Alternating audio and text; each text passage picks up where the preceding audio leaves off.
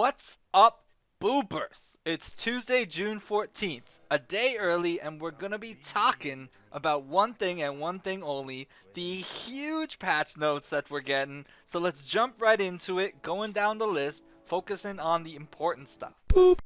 So first, max level for strength, health, and breath training is being increased by 20. So if you run around and ate enough food to hit level 30 max on all of them, you've got 20 more levels to gain as of tomorrow. This means a higher base max HP, higher base max stamina, and higher base max weight limit for all characters. Now, Infinite Mastery, the skill for all classes that grants 100 HP starting at level 55 plus, is now obtainable for levels 50 to 55 instead. The skill gives 100 HP per level and 2 accuracy for free on the last point.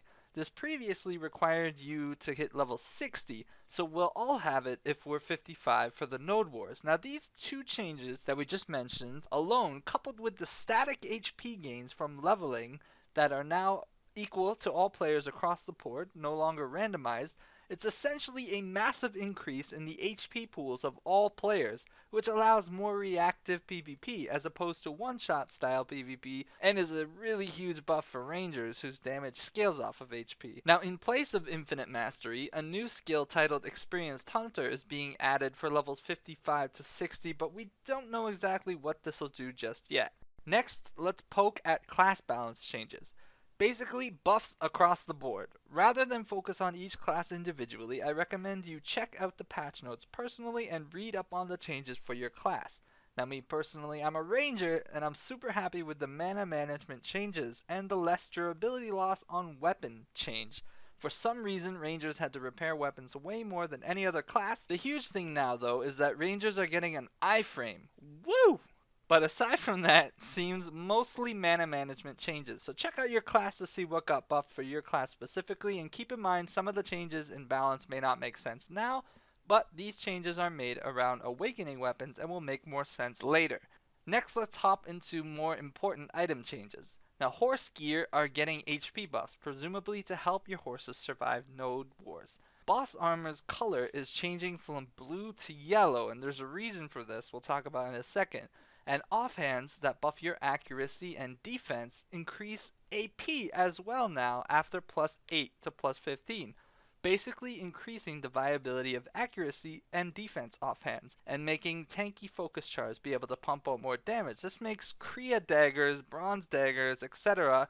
much more viable. Memory fragments now restore more durability on items that are not yellow, which should help a ton with upgrading Lavertos. However, remember we said that boss armor is now yellow instead of blue, so this change does not help you upgrade your boss armor. We're getting a new item called a Tear of All, and All in the lore is the god opposite of Elion. From the west coast, the east coast worships All. Whatever. The Tear of All, what this does is allows you to combine 2 elixirs of the same type with 1 Tear of All in your basic alchemy processing to make a group buff elixir. Now you can only activate 1 at a time. They last 10 to 15 minutes and can be used on a 1-minute cooldown, but it isn't certain if the elixir buffs are only 1 per party member or 1 per party. If it's 1 per party member, it might be OP though. That'll mean that if every party member uses their own different elixir, then the group can have 5 elixirs active at all times on all members, which probably a bit OP, but we'll see how it works tomorrow. This is a cool change. It definitely rewards group play and encourages people to group together for grinding or for field bosses and PvP as well. Now they also slipped in this little change that processing no longer costs energy. So get your axes out and start chopping that wood, boys. On to mechanic changes. We've now got the ability to 1v1 duel or group duel, and the auction reservation system we talked about a few weeks back is being added, meaning you can choose the price you are willing to pay for an item that is sold out in the auction house, and once it's posted, if you have the highest amount, you'll automatically buy the item. We're getting auction house price changes and sped up posting times of items, and another huge quality of life change to receive all items from your mailbox at once. We're also getting improved tooltips for node investments, and another huge change is to the ghillie suit, where it will no longer hide your name in Node Wars, Siege Wars, and Red Battlefield.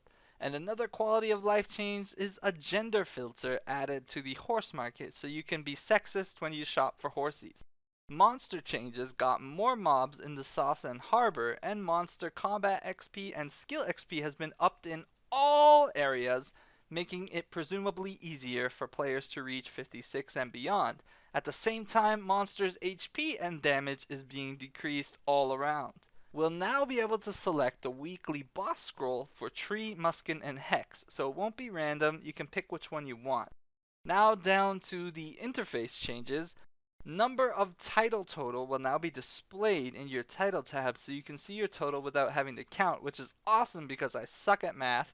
You'll be able to turn off that new high level monster warning that was added. A sound is being added whenever the Black Spirit gets a quest for you. World map improved overall, and lastly, jump into the issues they fixed. CC fixes with grab and boundings that can now be piled on top of each other, which means you can now knock down a bound and grabbed target. And no more processing allowed in Red Battlefield. So whoever you guys were who were just deciding to chop wood in the Red Battlefield instead of fighting, you're not allowed to do that anymore. Stop being a lazy AFK bastard.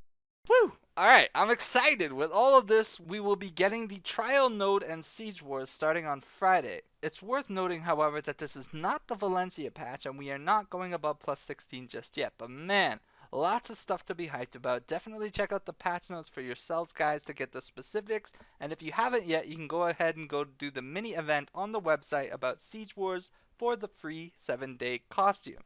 And before I forget, let's go over the screenshot of the week. Now first, we've got Bites from Uno, who sent me this beautiful picture. Then we got Sphinx from Alustin and his guild posing like a bunch of badasses, except for the lazy giant and the dude floating on the window. And then lastly, we've got Scar from Croxus, who wanted to show what his guild looked like after they just pwned some noobs on Croxus. So, thank you guys for the submissions. Again, keep sending them in at domaran@mail.com. Remember, guys, to please send me your name as well. And yeah, I love the work that you guys have been putting into these screenshots. You guys send in some really cool submissions. But let me know what you guys think in the comments below about this patch. What changes are you most excited about? But until next time, I am booping out. Boop.